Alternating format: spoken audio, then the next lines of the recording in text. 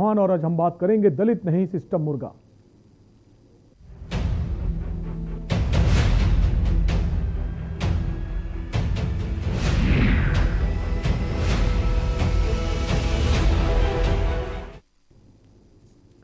देश को आजाद हुए 70 वर्षों से अधिक का समय हो गया है, लेकिन आज भी हमारा समाज रूढ़िवादी मानसिकताओं से जूझ रहा है। ताजा मामला उत्तर प्रदेश के अमेठी जिले का है, जहां गांव के कुछ दबंगों द्वारा दलित युवकों को पहले मुर्गा बनाया गया, फिर उनकी बेरहमी से पिटाई की गई। और हद तो तब हो गई जब पीड़ित इसकी शिकायत लेकर पुलिस के पास पहुंचे, तब पुलिस ने भी पीड़ित की शिकायत को अनसुना कर दिया। लेकिन राहत की बात यह रही कि किसी ने इस पूरी घटना का वीडियो सोशल मीडिया पर वायरल कर दिया, जिसके बाद घटना का संज्ञान खुद एसपी ने लिया और संबंधित अधिकारी को मुकदमा दर्ज करने के निर्देश दिए। इसी पर हम आज बात करेंगे, उससे पहले रिपोर्ट देखिए।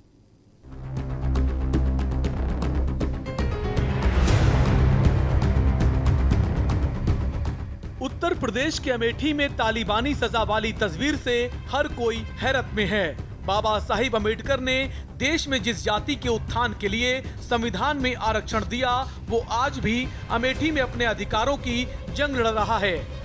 छोटी सी बात के लिए तालिबानी सजा भुगत रहा है। बड़ा सवाल है कि आखिर स्मृति ईरानी के संसदीय क्षेत्र से ऐसी तस्वीरें क्यों आ रही हैं, जब सूबे में बीजेपी की सरकार है। अमेठी में 5 दिन पहले 5 दबंगों ने दलित युवकों पर साइकिल चोरी का आरोप लगाते हुए उन्हें बुलाकर दिन भर काम कराया और फिर मुर्गा बनाकर उन्हें चलाया। इतना ही नहीं, इस दौरान दलित युवकों की दबंगों ने पिटाई भी की। शिकायत के बाद पुलिस ने मुकदमा तक दर्ज नहीं किया। गुरुवार को जब मामले का वीडियो सोशल मीडिया पर वायरल हुआ, तब पुलिस एक्शन में आई। जानकारी के मुताबिक वायरल वीडियो जिले के मुंशीगंज कोतवाली क्षेत्र अंतर्गत मुसवापुर चौराहे का है। वीडियो 5 जून का बताया जा रहा है। पीड़ित के अनुसार मुसवापुर चौराहे पर स्थित बुढ़ऊ बाबा धाम के पास गांव वालों ने एक भंडारे का आयोजन किया था। आयोजन में रामदेवपुर निवासी बशीर अहमद के लड़के की साइकिल चोरी हो गई थी। चोरी के खुलासे के लिए मुसवापुर के आधा दर्जन दबंगों ने बंदोया गांव के दलित युवकों को काम करने के बहाने बुलाया। युवकों के वहां पहुंचते ही दबंगों ने उनसे चोरी की गई साइकिल के एवज में 700 रुपए भरपाई के लिए कहा। इस बीच दबंगों ने तालिबानी अंदाज में लड़कों का हाथ बांधकर उन्हें मुर्गे की तरह चलने के लिए कहा और पीछे से दबंगों ने डंडे भी बरसाने शुरू कर दिए। ले गए हैं हिंगे साढ़े बुला के कहीं चला काम करे का हम ले जाके पूछे मारे लगे। ओकरे बाद कहीं साइकिल चुराए ओकरे बाद फिर कहीं ओकरे बाद हमारे सब साइकिल नहीं चुराए रहे, तब वो हमका सबका मारे हैं। ओकरे बाद काम करवाए दिन भर पैसे नहीं दे हैं। ओकरे बाद फिर शाम कहीं हमारे सब कहीं उतर आई हैं यहाँ। ओकरे बाद कहा थे काम करवाए हैं, पैसे नहीं दे हैं। क्या किए थे वहाँ पे? मारे कैसे मारे थे? हाथ बांधे थे आप लोग? हाथ बांधे रहे, मुर्गा बनवाए रहे तो मारे हैं। हमारे घर पे आए सर, उसके बाद में बोल रहे थे कि बुढ़ऊ बाबा धाम पे काम है, और उसके बाद ले गए। रास्ते में बोल रहे हैं साइकिल गायब हो गई, तुम्हारा नाम आ रहा है। सच ये लोग लेके गए, पूछने लगे। उसके बाद मैं कह रहा हूँ साइकिल हमको पता नहीं। उसके बाद मारे पीटे, मुर्गा बनवाए। उसके बाद में साइकिल का पैसा भी लिए, और उसके बाद 6 तारीख की बात है सर। पैसा ले लिया आप लोग? जी 1000 रुपया पैसा लिया, इन लोगों से भी लिया है। उसके बावजूद भी मारे? जी। तो फिर उसके बाद आप लोग थाने गए तो क्या हुआ? थाने गए तो सुनवाई नहीं हुई सर। पीड़ित युवकों के पिता कालिका प्रसाद ने बताया कि दबंग बिंदा यादव, सचिन यादव, प्रेम यादव, देवराज यादव और फूल सिंह यादव ने मेरे बेटे जयप्रकाश, सुसैन, मोहित को जमकर मारा पीटा। मामले की तहरीर मुंशीगंज कोतवाली में दी है, लेकिन पुलिस ने दबंगों के प्रभाव में आकर मुकदमा दर्ज नहीं किया। फुलोरो में सचिन यादव, वो जो देवराज यादव, फूल सिंह यादव, ये तीनों लोग बैठे थे। तीनों उतरे, लोहे का रॉड, डंडा लाठी लेके तुरंत उतरते ही ना कोई बात किया, ना चीत किया कि किस लिए बुलाया था, क्या बात करनी थी, हमारी गलती क्या थी या बच्चों की क्या गलती थी। हमको मारने लगे। जब वीडियो वायरल हुआ तो एसपी ने प्रकरण को संज्ञान में लिया। एसपी दिनेश सिंह ने बताया कि प्रकरण मेरे संज्ञान में आया है, तत्काल आरोपियों के विरुद्ध मुकदमा दर्ज करने के निर्देश दिए हैं। साथ ही सीओ गौरीगंज को मामले की जांच सौंपी गई है। लेकिन बड़ा सवाल, आधुनिक युग में दलितों का ऐसा शोषण क्यों? स्पेशल डेस्क के न्यूज।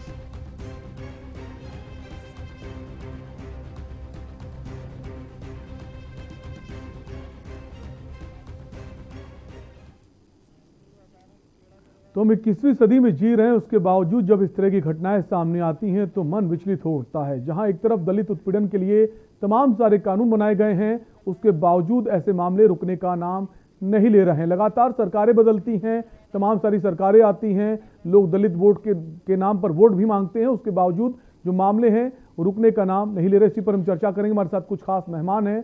सबसे पहले आपका उनसे परिचय करा देते हैं। राजेश राय हैं, पूर्व IPS अधिकारी। सर, स्वागत है आपका। साथ ही साथ हमारे साथ कौशलेश्वर प्रियदर्शी हैं, दलित चिंतक हैं। सर, आपका भी स्वागत है। सर, सबसे पहले राजेश जी आपके पास आएंगे। सर, लगातार ये मामले सामने आ रहे हैं, खासकर उत्तर प्रदेश की अगर बात करें, देश में सबसे ज्यादा अगर मामले आते हैं, आंकड़ों की बात करें पुराने, तो सबसे ज्यादा मामले उत्तर प्रदेश में ही आते हैं। जी जी, नहीं, इस तरह की जो घटनाएं हैं वो बहुत शर्मनाक हैं। और आज के इस जमाने में इस आधार पर कोई किसी दलित जाति का है, कोई किसी जाति का है, किसी का भी, और ये बात केवल इतनी बात नहीं है कि ये केवल इसलिए कि ये लोग जो पीड़ित हैं वो दलित हैं इसलिए ये गलत है, इसलिए तो गलत है ही है।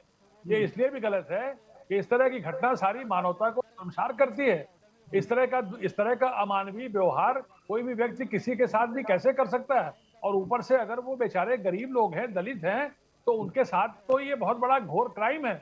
और इस क्राइम पे उनके खिलाफ मैं समझता हूँ कि ये जो बात है कि जब तक जो है वो मीडिया में वो वायरल नहीं हुआ तब तक कोई कार्रवाई नहीं की गई, और जब मीडिया में वायरल हो गया तब उसके बाद खानापूर्ति की गई। ये तो बहुत लापरवाही है।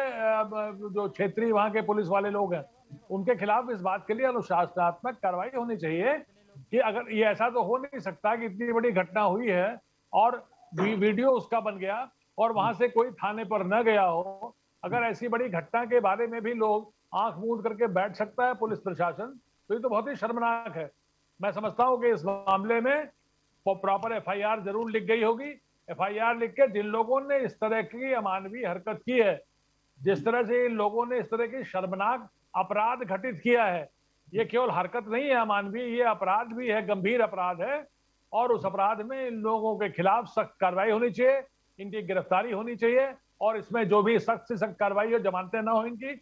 इस तरह की घटना का जब तक सख्त उस पर कार्रवाई नहीं होगी तब तक इसका एक तरीके से लोगों को सबक नहीं मिलेगा, लोगों तक ये संदेश नहीं जाएगा कि ऐसी बड़ी घटना करने का भी कोई अंजाम होता है। हिम्मत कैसे पड़ेगी योगी, आपका कहना है। कौशलेश्वर जी आपके पास आएंगे।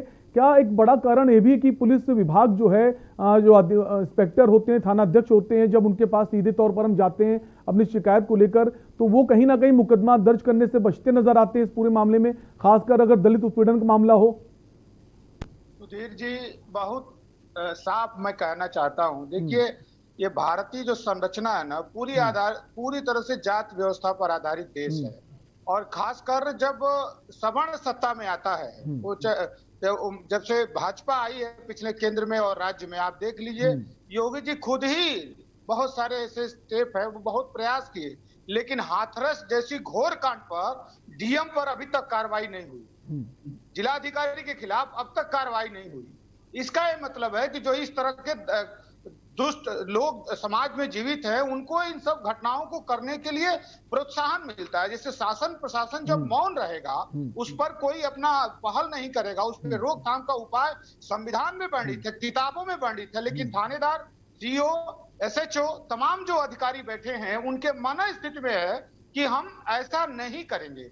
वो प्रथम दृष्टया वो टालते ही टालते हैं। और आप NCRB के आंकड़े उठा के देखिए, हर 4 मिनट में 3 से 4 दलितों के खिलाफ देश में अत्याचार की घटनाएं सुनी जा रही हैं। आगरा हो, हाथरस हो, बुलंदशहर हो, गोरखपुर हो, देवरिया हो, चंदौली हो, प्रयागराज हो, प्रदेश का कोई जिला ऐसा बचा नहीं जहां दलितों के साथ दुर्दांत घटनाएं नहीं हो रही हैं। लेकिन सरकार का निजाम और खुद सरकार इस पर हाथ नहीं रखना चाहती। वो अपनी जो सवर्ण परस्ती का उनका अपना दावा है, वो सोचते हैं कि हम सत्ता सरकार में हैं, चूंकि उन्हीं विचारधारा से वो चल रहे हैं। हालांकि योगी जी को मैं व्यक्तिगत बहुत अच्छे से जानता हूं, खुद भी मुझे जानते हैं, लेकिन सरकार का निजाम इकबाल कहीं दिख नहीं रहा है। हाथरस जैसे जघन्य अपराध में जिसमें वर्ल्ड मीडिया ने संज्ञान लिया तब जाके कार्रवाई हुई, और सोचिए अभी तक उस डीएम के खिलाफ कोई कार्रवाई नहीं हुई, सरकार अभी तक बचाती रही। तो आप सोचिए कैसे किस तरह ठीक से है किसी राजेश जी, जिस तरह से कौशलेश्वर जी बता रहे हैं कि अगर कोई घटना होती है दलित के साथ तो सीधे तौर पर डीएम जिम्मेदार होता है, डीएम पे ऊपर कार्रवाई होनी चाहिए, कहां तक सहमत हैं आप? नहीं, वो डीएम के खिलाफ जिस कार्रवाई की बात कर रहे हैं वो डीएम साहब के जो उस समय के वक्तव्य थे या जो डीएम साहब ने उस समय कुछ किया रहा होगा उसके बारे में बात कर रहे हैं, उसके संबंध में कार्रवाई की बात कर रहे हैं। जो किसी भी दलित उत्पीड़न का कोई मामला होता है उसमें डिस्ट्रिक्ट मजिस्ट्रेट तो चूंकि वो क्राइम उसका हेड होता है तो उसको ये नजर रखनी पड़ती है कि जो चीजें हो रही है सही तरीके से हो रही नहीं है। सर राय साहब आदेश किया बकायदे, योगी सरकार का शासनादेश है कि डीएम और एसपी सीधे इसके लिए जिम्मेदार है। मैं नहीं कह रहा हूँ, आप पढ़े लिखे हैं, आप देखिए सुनिए कौशलेश्वर जी, मैं आपकी बात को समझता हूँ, लेकिन अगर देखिए आप केवल जो जिक्र कर रहे हैं वो केवल दलित से संबंधित घटना की बात कर रहे हैं। अगर आप ये समझते हैं कि पूरे प्रदेश में पूरे हिंदुस्तान जिम्मेदार है, जिम्मेदारी का मतलब ये नहीं है कि जिसने मारा है उसने क्यों मारा इसके लिए डीएम और एसपी दोनों को सजा दी जाए, नहीं ये बात नहीं है। घटना होती ही नहीं, प्रथम दृष्टया लोग संज्ञान ही नहीं लेते, घटना मैं होती उसकी ही बात नहीं नहीं कर रहा हूँ, नहीं मैं उसकी बात, मैं हाथरस वाली बात पे जिस पे आप कह रहे थे मैं उस पे मैं आपकी बात को समर्थन कर रहा था। लेकिन अगर आप ये कहेंगे कि अब जैसे ये घटना हो गई और इस घटना में डीएम और एसपी के खिलाफ मैंने ऐसा कुछ नहीं कहा, मैंने ऐसा कुछ नहीं कहा, नहीं सर उनकी जिम्मेदारी है, हम डीएम एसपी को जिम्मेदार सिर्फ इस घटना के लिए नहीं कह रहे हैं, हम कह रहे हैं मनोबल अधिकारियों का कैसे बढ़ रहा है कि एक जो जघन्य अपराध हुआ उसमें अभी तक अधिकारियों पर कोई कार्रवाई नहीं हुई। इससे पता चलता है कि शासन प्रशासन दलितों के प्रति कैसी संवेदना रखता है, संवेदनहीन तक किस स्तर तक की है कि इतने जघन्यतम अपराधों में कार्यवाही नहीं हुई। तो ये ऐसी घटनाएं लगातार सर हो रही हैं। हम लोग सोशियोलॉजी के स्टूडेंट ही नहीं, ये प्रोफेसर भी हैं, पढ़ाते भी हैं, और रोज इन घटनाओं पर अध्ययन अध्यापन है हम लोगों का। हर चौथे मिनट पर, हर 4 मिनट में 3 से 4 दलितों के खिलाफ उत्तर प्रदेश में, आप सर पढ़े लिखे हैं, आप महकमे में अच्छी जगह रहे, आपसे हमारा कई बार बातचीत है, आप एनसीआरबी के आंकड़े उठा के देख लीजिए कि दलितों के खिलाफ किस तरह से लगातार अत्याचार के मामले उत्तर प्रदेश में पिछले 4 वर्षों में बढ़े हैं, कंटिन्यूअस बढ़े हैं। उसका कारण यह है कि शासन प्रशासन उस पर कार्रवाई नहीं करता, और अगर करता तो सरकार का मुखिया है उसको अधिकारियों के खिलाफ कार्रवाई करनी चाहिए थी। अभी तक का मनोबल कैसे बढ़ता है? ठीक है राजेश जी, ये तो देखा गया है कि ये सिर्फ इसी मामले को लेकर नहीं, बाकी जो मामले भी होते हैं, अगर दलित उत्पीड़न का मामला सामने आता है और दलित पीड़ित अगर अपनी रिपोर्ट लिखाने, शिकायत को लेकर अगर थाने पहुंचता है तो थाना अध्यक्ष बचता नजर आता है कि वो चाहता है कि धीमे से मामला यही खत्म हो जाए, हमें इस पर एफआईआर न दर्ज करनी पड़े। तो एक बड़ा कारण सर मानते हैं इसको, और ज्यादातर जो मामले दलित उत्पीड़न के हैं सर वो कोर्ट के आदेश के बाद ही दर्ज होते हैं, ये रिकॉर्ड है सर। केस स्टडी 90% दलित उत्पीड़न कौशलेश्वर जी वापस आएंगे आपके पास। हमारा सवाल राजेश सर से है। राजेश जी, जिस तरह ज्यादातर मामले जो है कोर्ट के आदेश के बाद ही उस पर मुकदमा दर्ज होता है, बात से बिल्कुल सहमत हूं कि थाना स्तर पे कई बार केवल यही मुकदमे नहीं, बहुत से मुकदमों में भी मुकदमा न लिखने की एक प्रवृत्ति होती है।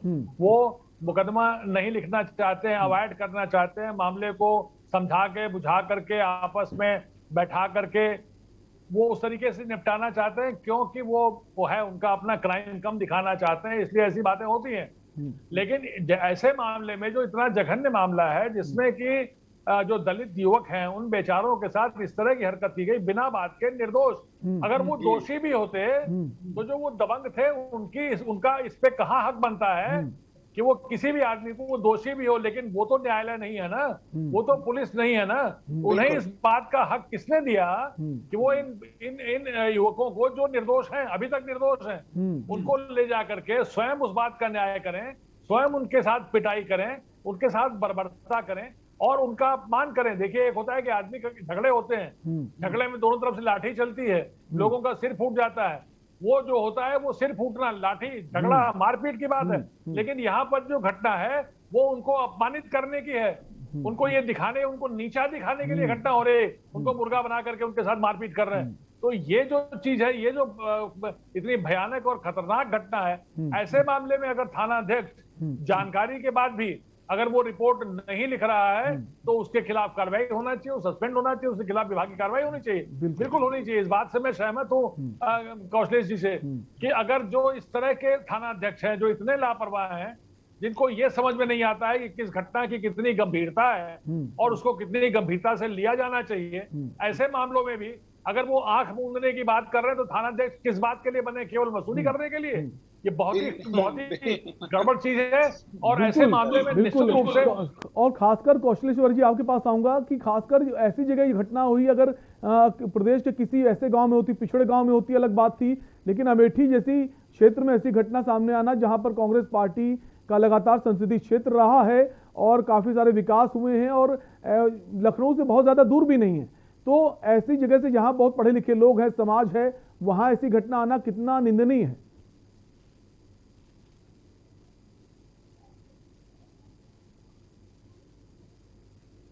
कौशलेश्वर जी, आपको हमारी आवाज आ रही है?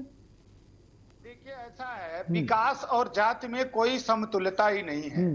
जाति ही एक ऐसा दुर्गुण भारत में है जो मरने के बाद भी नहीं जाती, मरने के बाद भी वही जाति बनी रहती है। और इस दुर्व्यवस्था के लिए जो दोषी है, जिनको जो सत्ता सरकार में लोग बैठे हैं, जिनको मुफ्त की रोटी तोड़ने को मिलती है, वो कैसे चाहेंगे कि जाति व्यवस्था और जाति बदले? विकास का और जाति का दूर दूर का कोई वास्ता नहीं है, ये मानसिक रोग है। मैं एक समाज शास्त्र का विद्यार्थी होने के नाते कह रहा हूं, और किसी भी साइकोलॉजिस्ट से आप पूछिए, यह एक मानसिक रोग है। और मानसिक जो दुर्भावना है वो जाएगी नहीं जब तक स्वयं व्यक्ति नहीं चेतेगा, सरकार कड़ा रुख नहीं अख्तियार करेगी।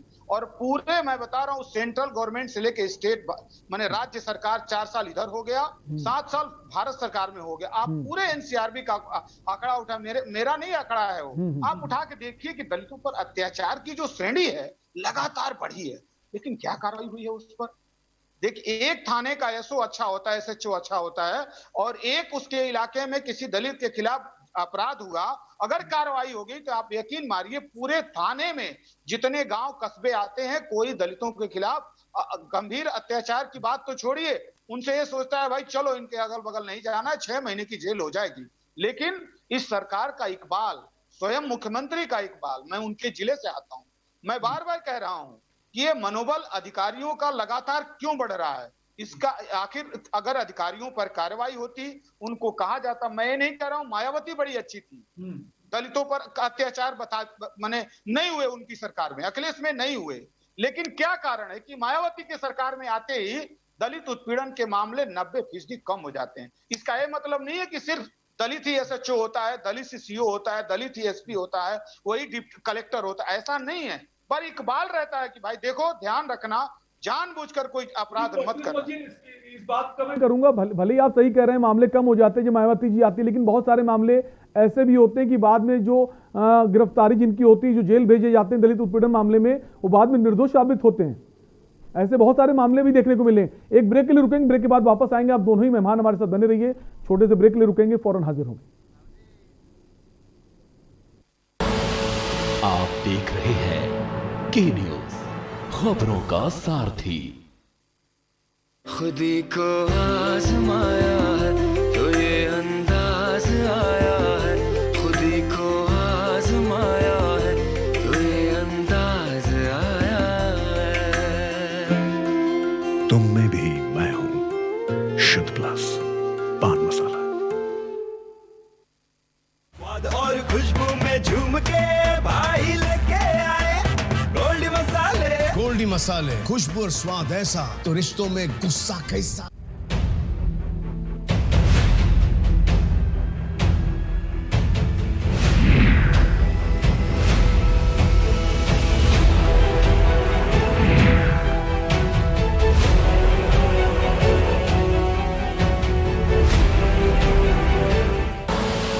आप देख रहे हैं के न्यूज, खबरों का सारथी।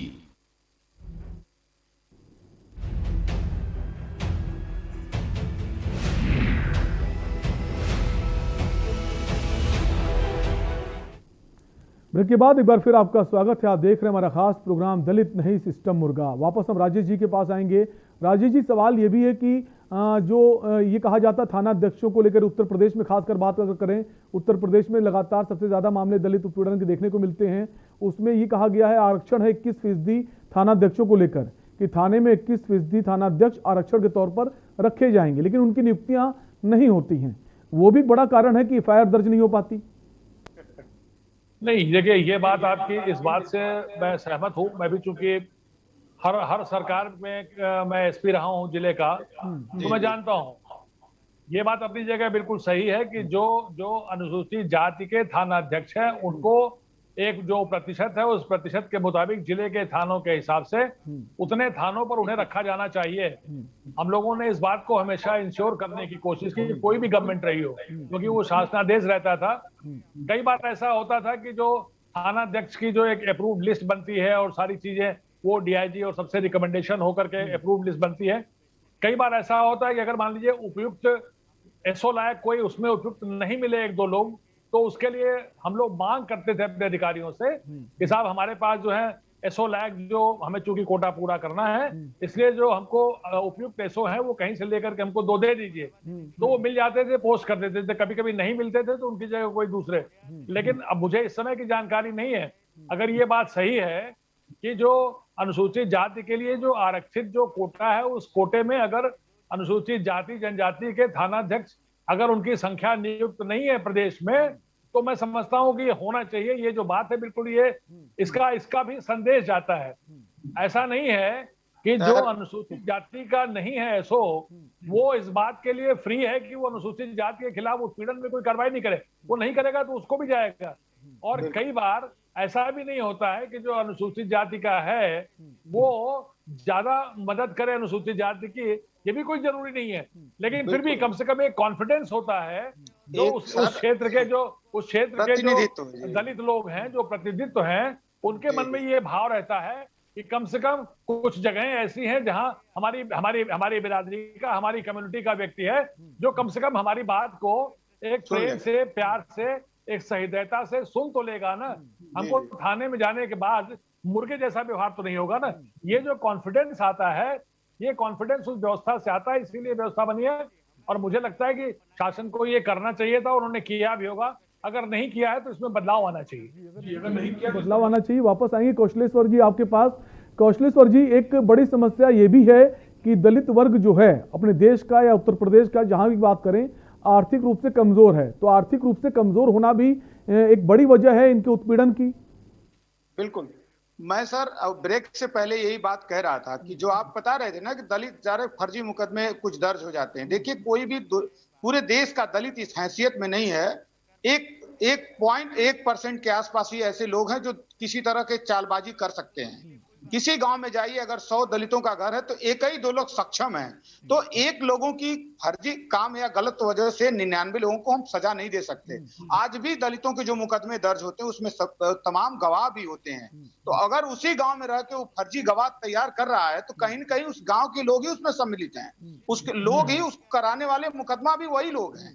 तो इसलिए आज भी मैं बता रहा हूँ, किसी दलित, देखिए हम लोग पैसे से प्रोफेसर हैं, पढ़ाते हैं डिग्री कॉलेज में, लेकिन आज भी स्थितियां ऐसी नहीं है कि आप गांव चलिए और हमको सम्मान मिल जाए। नहीं मिलेगा, कतई नहीं। अच्छा कहेंगे अच्छा वो तो उसका वो वाल्मीकि का बेटा है, वो आया है, कोई बात नहीं। तो ये जाति ना जो मानसिक रोग है और जाएगी नहीं। अभी राय साहब कह रहे थे 2007 में एसएसपी थे गोरखपुर, और दुर्भाग्य से हम लोग भी उनसे मिलते जुलते, क्योंकि सामाजिक वर्कर हैं प्रोफेसर के साथ साथ।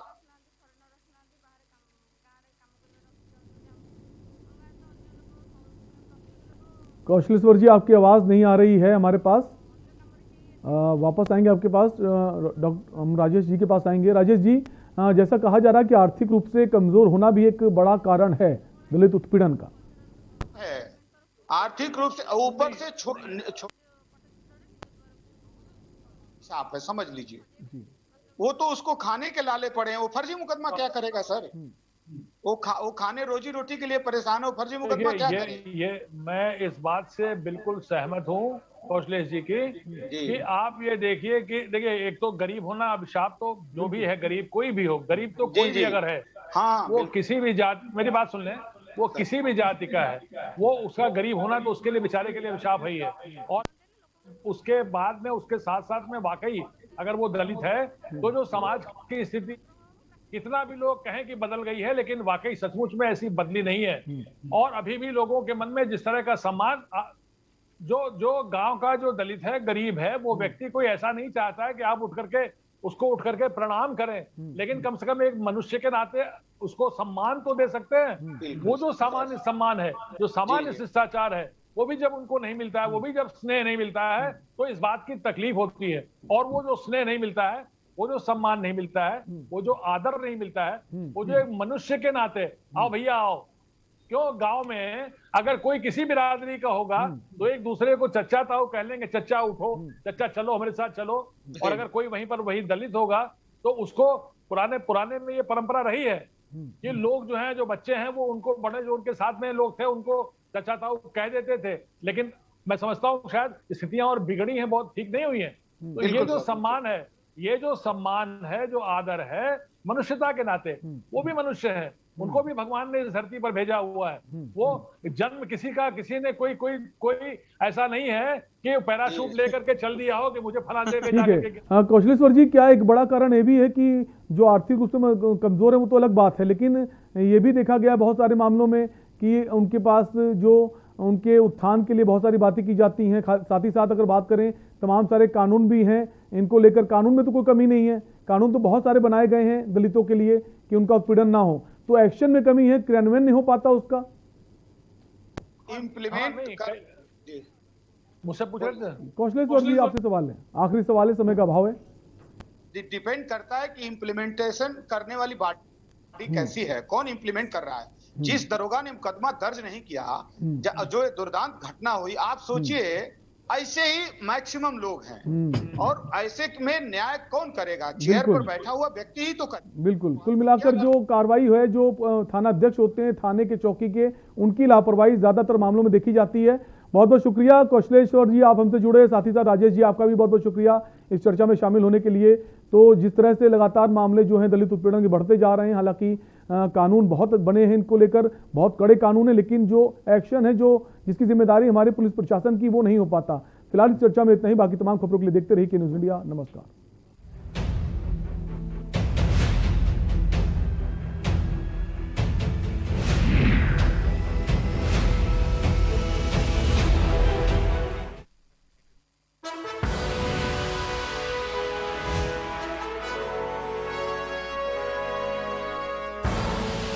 आप देख रहे हैं के न्यूज़, खबरों का सार।